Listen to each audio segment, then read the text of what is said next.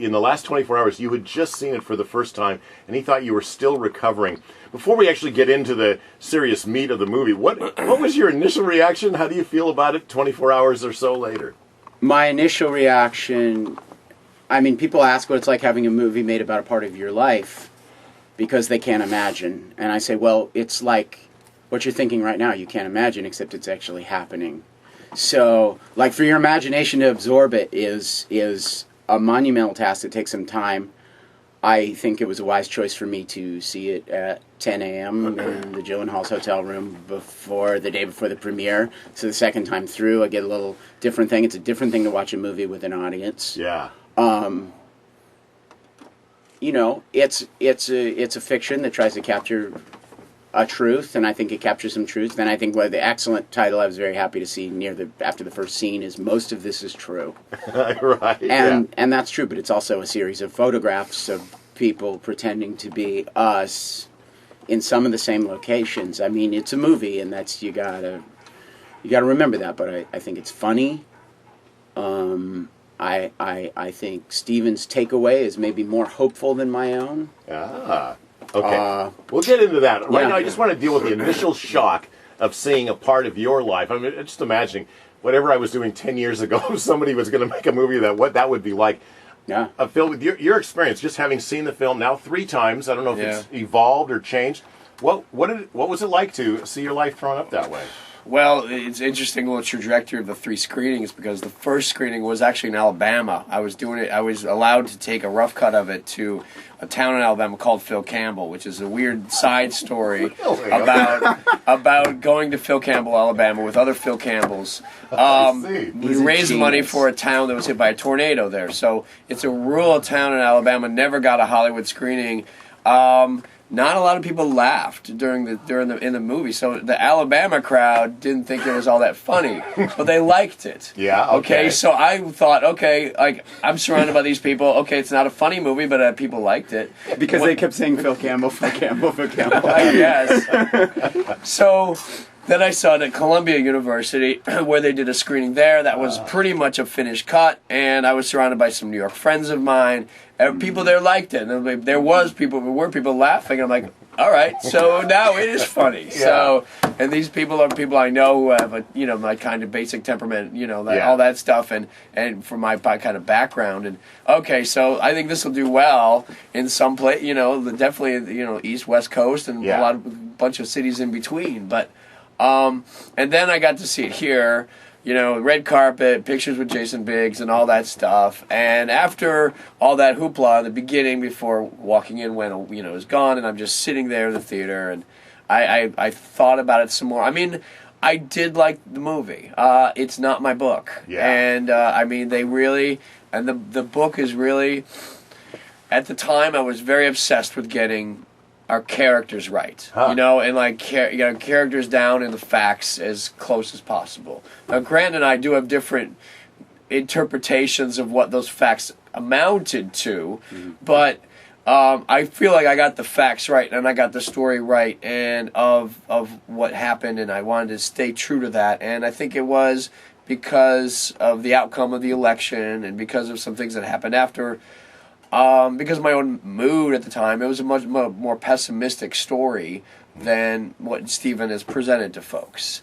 And, I'm okay with what he's doing. I think with that hopeful side, I think with everything that's going on in the country now, if there are people out there who need to be inspired to get involved in politics, and if this will help them, especially young people, because I think it's for the 20 to 30, 18 to 30 set. Yeah. Then great. I'm happy to say I was part of that. Yeah.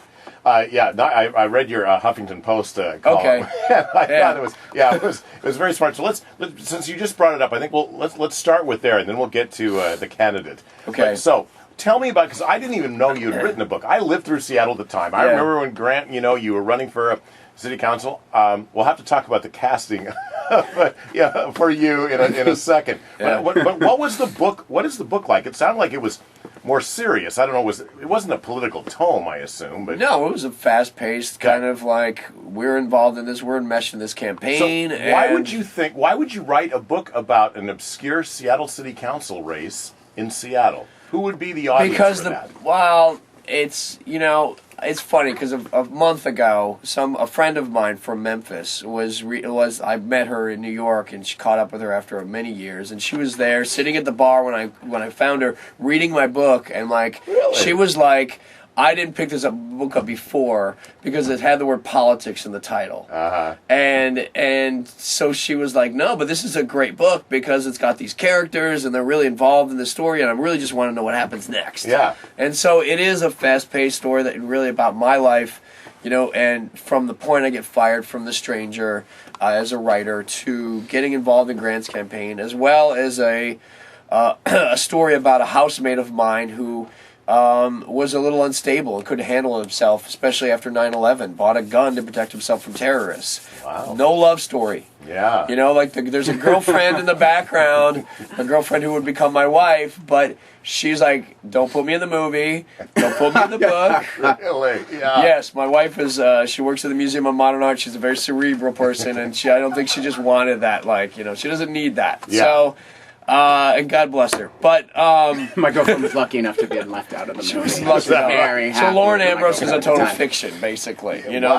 That is that Kobe Smulders, Lauren Ambrose triangle or Yeah. whatever. Totally made up. Kobe Smulders is actually in real life Peter Sherwin, an activist. I don't local think has activist an who involvement with. doesn't look at all like Kobe Smulders, but After a couple beers. after a couple of beers, well, he's hitting on me usually. His hair's longer. But it was so it's a different Wow. book, but it Yeah. is an engaging book. It's not a book that will have you put it down just because it talks about WTO protest, Mayor Shell at the time, Yeah. Greg Nichols. I mean, there are references to these people to create a sense of atmosphere, but I wouldn't give the impression. And it really, you raise a good point because it is. There was someone who, somebody who rejected me as an agent said it seems a little too regional for me. Yeah. But you just get past page 4. Yeah. It gets going here. Yeah. I mean, this is a sense. Local politics is local politics. Yeah. Why does it have to be a Seattle book? Yeah, precisely. And that was Stephen Gyllenhaal's basic argument. That Yeah. was that it could have been it could be any city council race USA with the same kind of spirit behind this campaign. The same spirit, not Yeah. quite the same candidate. Yeah, let's hope not, right? Maybe there's another me out there. There may be, but yes. And then the final question about the book. As you were writing the book, did it ever occur to you that this could be turned into a movie? Were you ever thinking along those lines? I suppose every writer has dreams of other financial streams. Well, of course. I mean, I didn't expect it to, but you know, once I got the call, and Stephen contacted me directly through the publisher.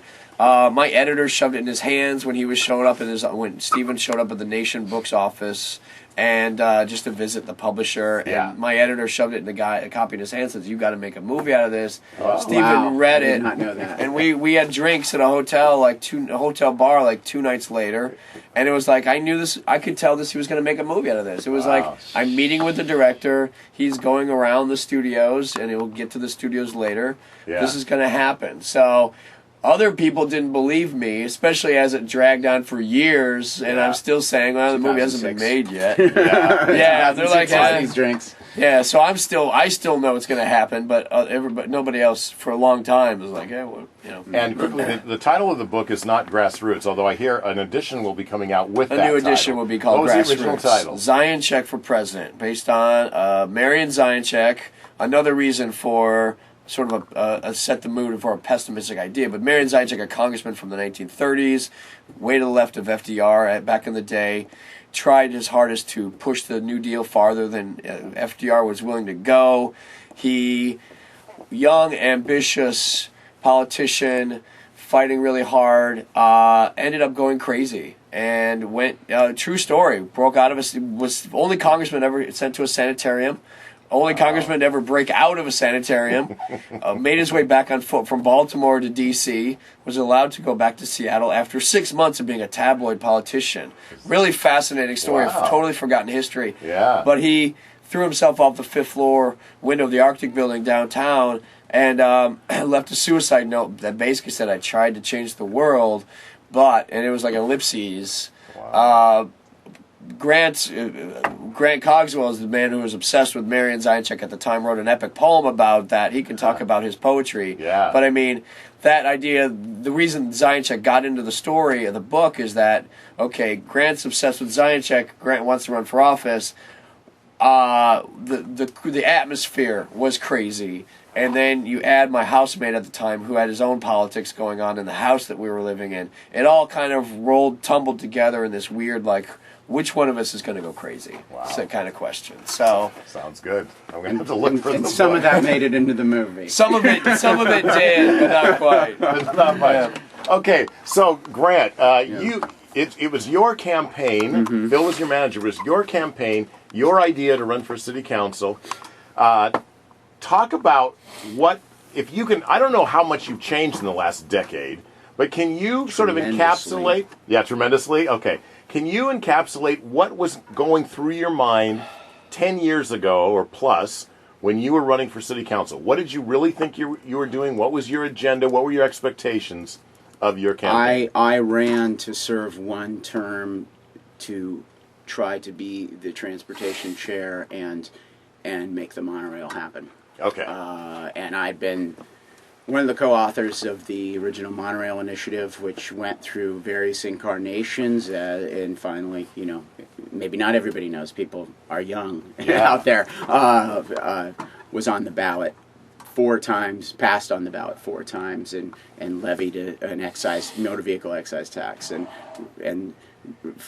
to raise $1.7 billion and spent $200 million in preparation for this. And finally, the vested interests in the city kind of circled around the caravan and found the timing and did some spin and managed to kill it in an off-year election. Yeah.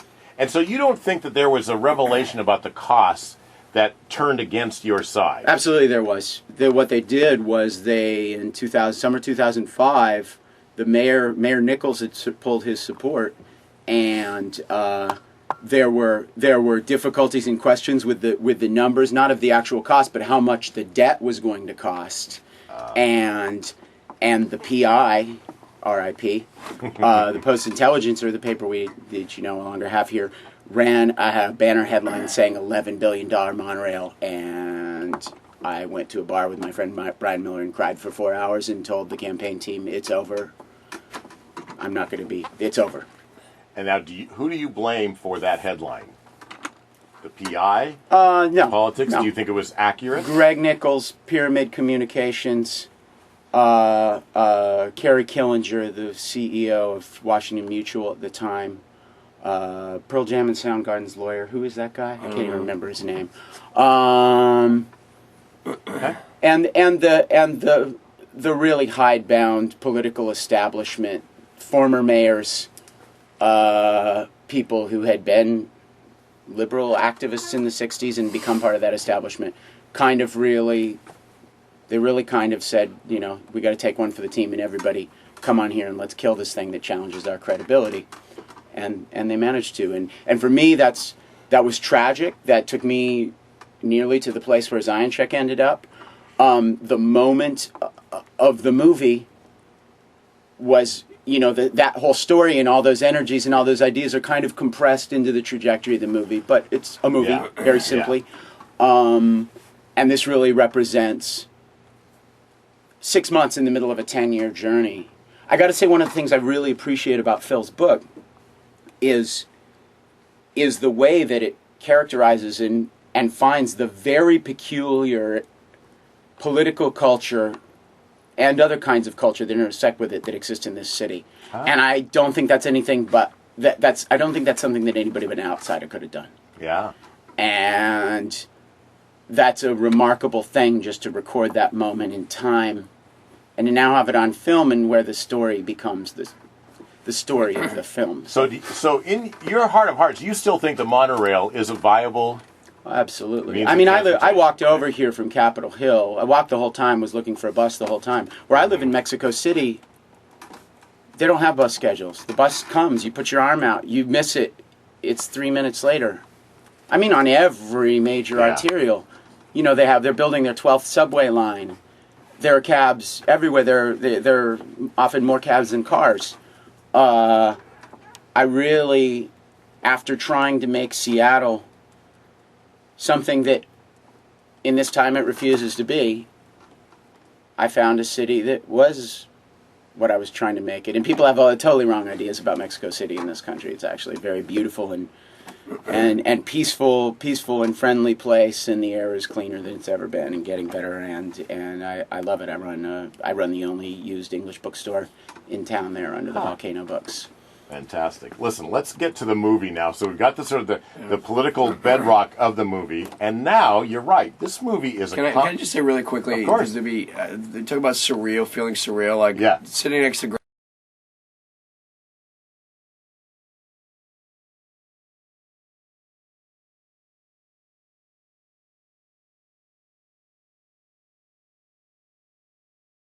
Talking about politics of Seattle, that to me is more surreal than like watching the movie. Here I am back in a radio studio. Like, okay, yeah, monorail. All right, 10-year Groundhog Day. You feel like it's it's a loop. I'm back in the loop. All right, ask a question. That's right. Before you got fired from The Stranger. Okay, so I wanted to now let's talk about the movie. First off, I wanted to ask you specifically and you secondarily about the casting choice. What do you think of Joel David Moore playing you? Would you have ever thought of him as somebody to play you? And how did you like his portrayal of you? I saw the trailer, and there was a hot point in the trailer, something that was said in the trailer that offended my ego a little bit, and I wrote a hurried message off to my brother who was in. I can't even remember.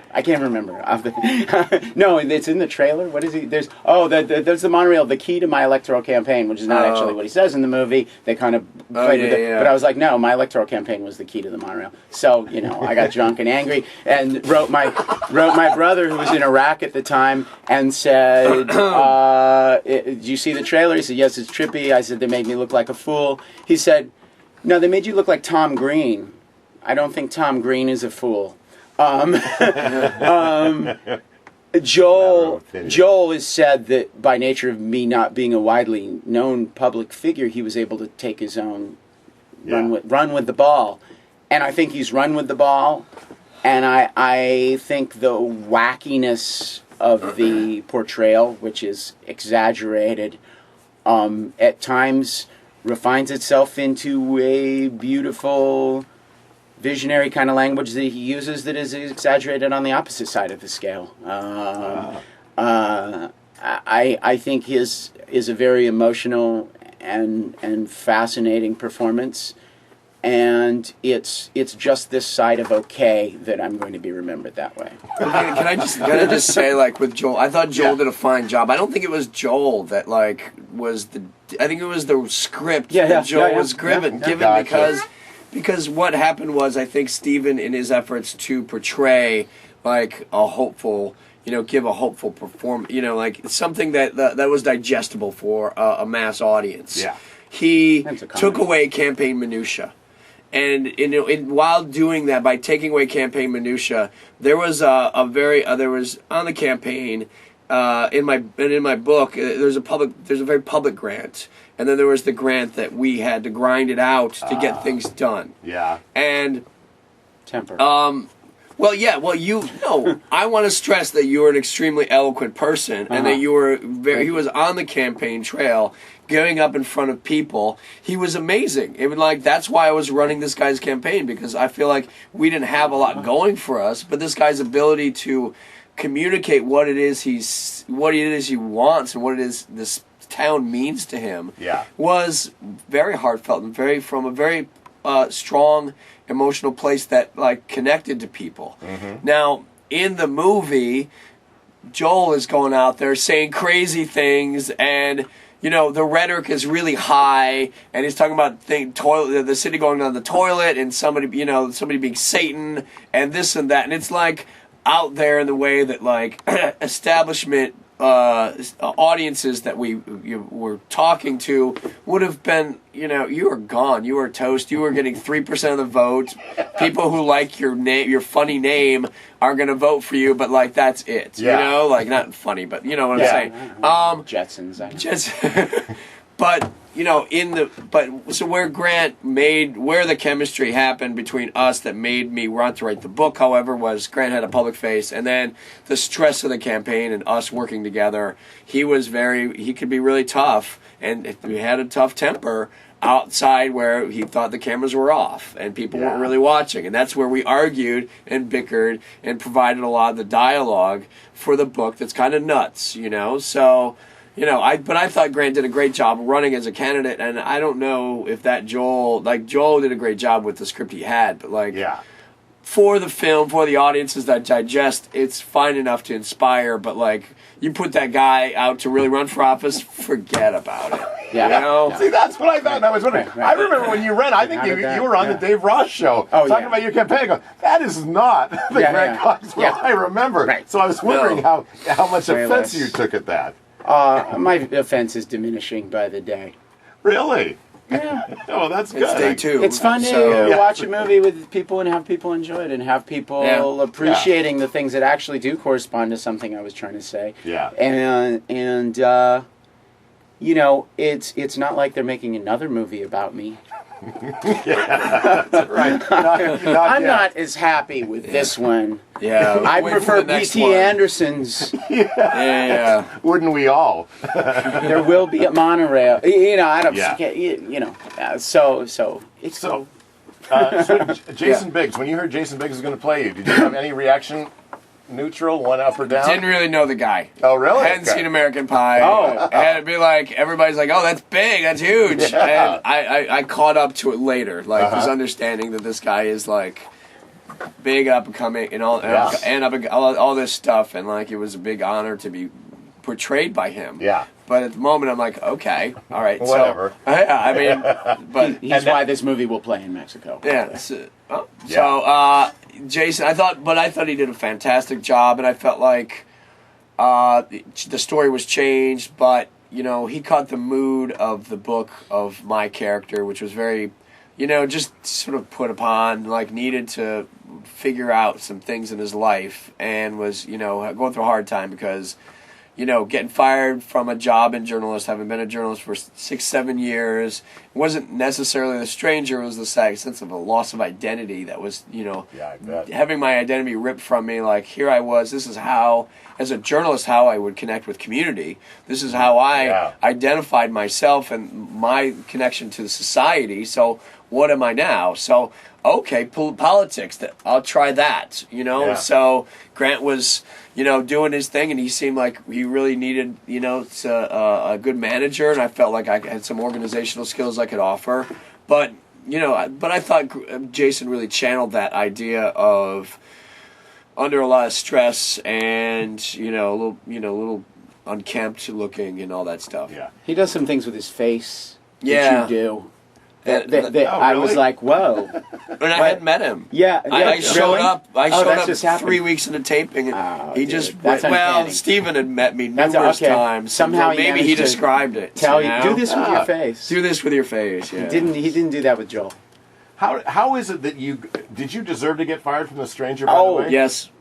You did. I was a given that somehow somebody was going to get the editor was saying, somebody was getting fired. Well, Dan Savage has just taken over. It was Dan Savage taken over a month before. He was cleaning house. I was unhappy. I was hired to do news. I was making every effort not to do news because it felt like. Well, it felt like nothing happens here. What? It felt like nothing. Because nothing happens here. I had come from Memphis, Tennessee, folks, where there is corruption on a real scale. I had a conversation one time with somebody from Memphis over the phone, and I'm like, how's this guy doing? Oh, he just went into jail. Yeah. This is a public official, mind you. And I'm like, oh, really? That's terrible. Well, how's this guy doing? Oh, he just got out of jail. So, I come to Memphis, Seattle, it's clean, it's efficient. People have many honest differences about transit issues and these things, but it's not, there's not corruption, no big characters. Yeah. There's no big characters.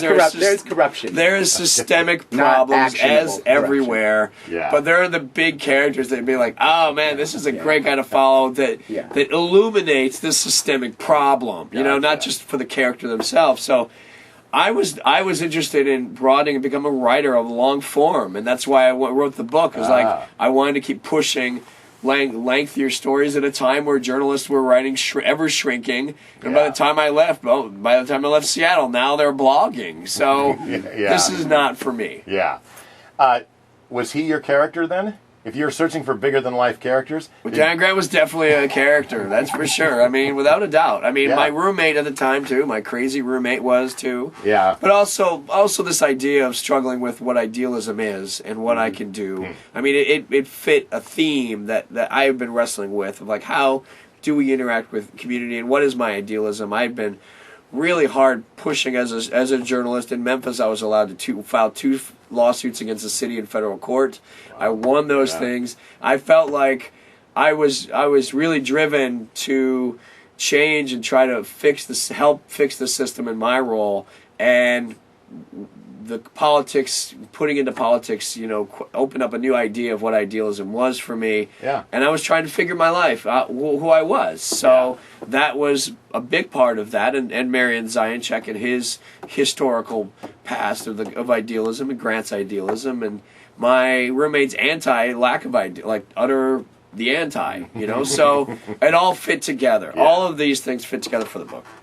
So, how do you feel about the portrayal? First off, when I let people know in the newsroom that Cedric the Entertainer was playing Richard McIver, it got a big burst of laughter. I said, no, he's very effective in this movie. Yeah, he's he did not a good job. what you might think. No, it's his first heavy dramatic role, really.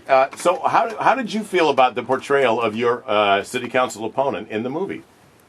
I think it's a very warm and human and multidimensional portrayal, and he doesn't get a lot of time, but he really uses it.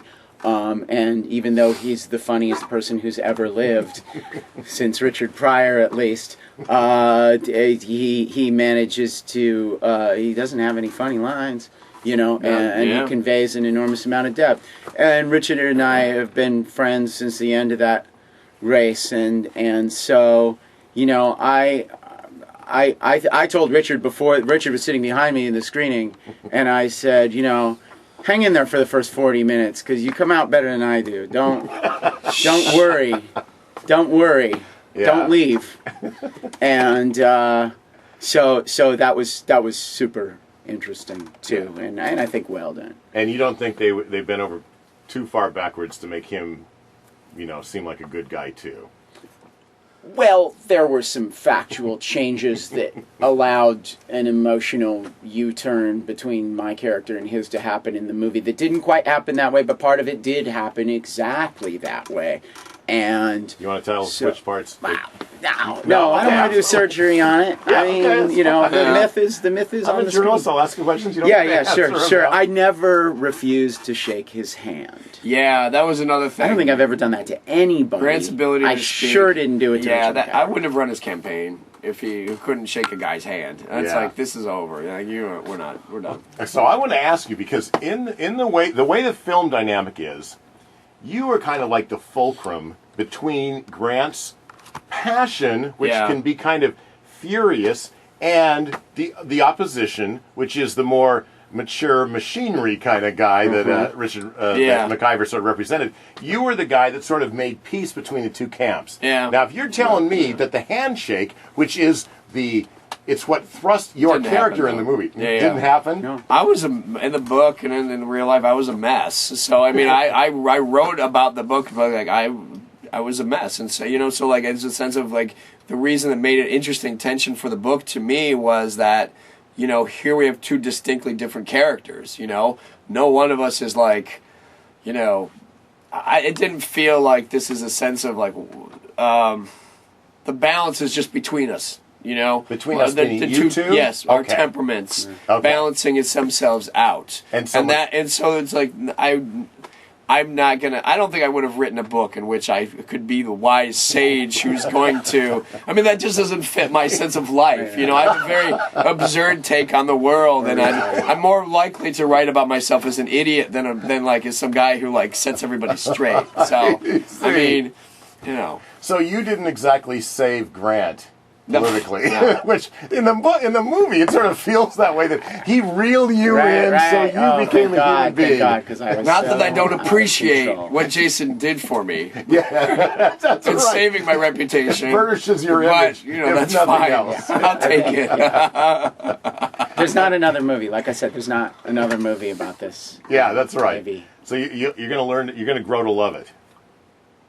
I already kind of love it. Really? Oh, that's but great. it's complicated. Yeah. It's complicated. I think I'm growing. I told Stephen yesterday. It's growing on me. I think it'll continue to grow.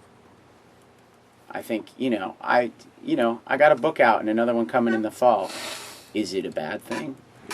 Yeah. To have a movie? And they're books of poetry. You write poetry. The book of poetry is coming out this week, having the launch tomorrow night at Naked City Brewing Company up in Greenwood, 87th and Greenwood, at 7 p.m. It's called The Dream of the Cold War Poems, 1998 to 2008, published by Publication Studio. One of the focal points of Phil's book was actually, and the title is from the poem Ode to Congressman Marion Zienczek, which I'm going to be reading tomorrow night.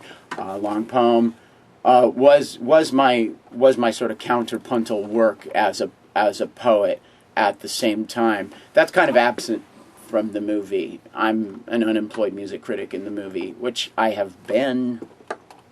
But what would be a not closer how I define myself. Portrayal? How would you define yourself if you could redraft that relatively minor part? How would you characterize yourself?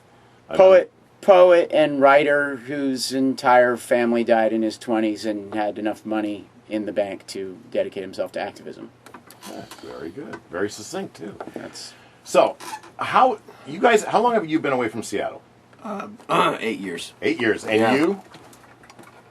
Really 6 for most of the time. Okay, so that's a long enough time. Yeah. Does this movie get Seattle right back then? Yes and no. I think there's a beautiful Yeah. cinematography. There's a beautiful sense of place that you Yes. have. Yeah. Now, there's, the details, like Grant already talking about, McIver's character and just how certain things about the establishment politics worked. I really wonder how well that could be done. Just getting a place, because the more specific you get with that kind of detail, perhaps you're turning some people off. Now it gets really specific in the kind of way that filmmakers would love to make it universal, i.e., the fairies and the cloud, the sky, and all that stuff. But I was really impressed with Stephen going to Seattle at an early part of writing the screenplay, and it really set him in a different trajectory. So a lot of the youthful hipster bar scene stuff, I think he got with the help of just by himself and with the help of some other people who lived there. So, but some details about the structure of politics and the structure of the city, hard to get into for a movie. A film can only accommodate so much. Yeah. A film can't. It really can. I was a screenwriter. I wrote a terrible horror movie that came out in 2008 that was made here. And I've got other scripts, and you really can hardly put anything at all into a movie. Yeah. It's hard to accommodate that. There are movies. Brokeback Mountain is a 20-page story. Yeah. Short stories are better for movies than novels. Clearly. And this wasn't going to be a Dickens novel. Yeah. So now, why are the two of you not living in Seattle? What took you to Mexico City? What got you to Brooklyn? I found that I grew up in Europe.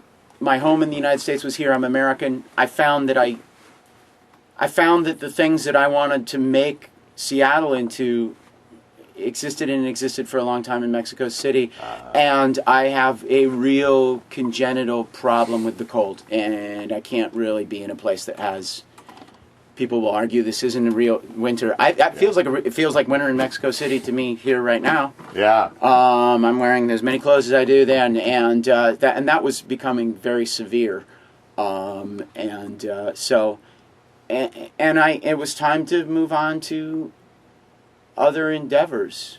So you didn't leave Seattle because you were disillusioned. You've given up on Oh, the town. absolutely. You did? Yeah. You did? Yeah. Okay.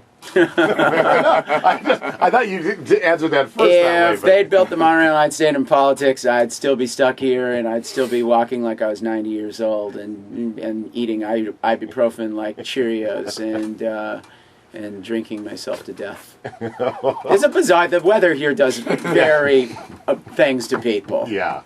Okay, Phil, did you give up on Seattle because it was too boring or not enough characters, or I don't know the circumstances under which you? I was, yeah. There's a lot of different reasons. I've lived all over the country. I've lived in Memphis and Chicago and in Ohio. Raised in Ohio. Lived in Lexington, Kentucky. So Seattle was always just going to be one of your stops. I had no idea, but Okay. I got married in 2002, and my wife is a native New Yorker, and we were really, I really wanted to.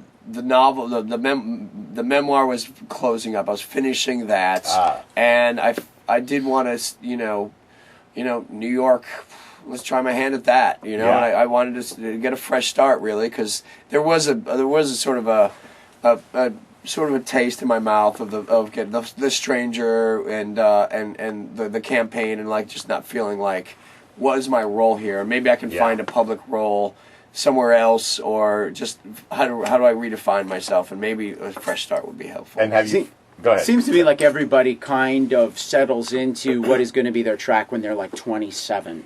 And I did that here. He did that here 4 years later, and I think he cut to take two quicker. I cut to take two at 40. Yeah. But that it seems to me like sometimes you have to try a couple of chairs before you. Sure. Absolutely. Do you find what you want in Brooklyn? Are you a muckraking journalist with No, the journalism is done for me. I'm sort of, and that was really, after I wrote one book, I really wanted to write another. So I've written, I just finished a novel. It's a global warming comedy. So it's very satirical.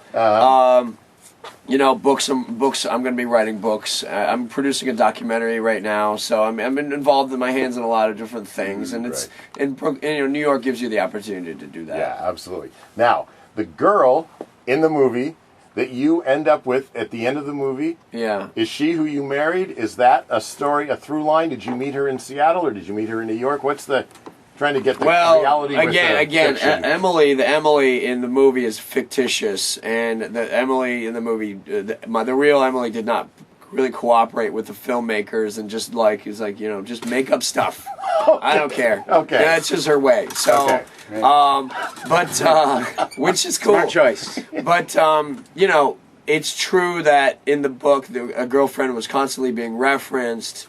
And not talked about, but 6 weeks after the election, we did get engaged. Okay. So that part. So they just condensed the timing on when we got engaged. Now, has she seen it? Your wife? No. No. Is she boycotting it or just hasn't had No, time? just not time yet. Yeah. We got a 4-year-old. It's hard to find time for anything. That's for sure. I've been there. And how about you? You mentioned do you have any family members or girlfriends or somebody who is sharing? Yeah. Well, my girlfriend at the time saw the movie last night. She's not in the movie. There were many feelings about the movie and how it kind of mixed, bringing things back, but it was completely different. Unfortunately, my current girlfriend, is back home in Mexico City. We didn't have the money to fly both of us up here, and so missing her, and she's looking forward to seeing it, and I think she's wearing the T-shirt quite frequently. Yeah, very good. Listen, I've got all sorts of great material here. Anything I didn't ask you about? You guys want to throw a few more tonight cents? and tomorrow night. Yeah. Well, no, this is being taped. Yeah, right? this is being taped. By the time this is done, it'll be but done, we're sticking around the city for a while. I've got one book reading tonight, and Grant's got a poetry book launch reading tomorrow night. So I'm reading July 2nd at Elliott. We're hoping hoping people will buy both books, basically. Okay, that's fantastic. Listen, it was great meeting you. I've been in the building with you, and I think we never talked. And Phil, I don't know if we've ever met. I probably read you in The Stranger, though. If you wrote for a while, so yeah, it's good to see you guys are still kicking around. Okay, hey, thanks so much. We'll call it a day. Thank you. Yeah.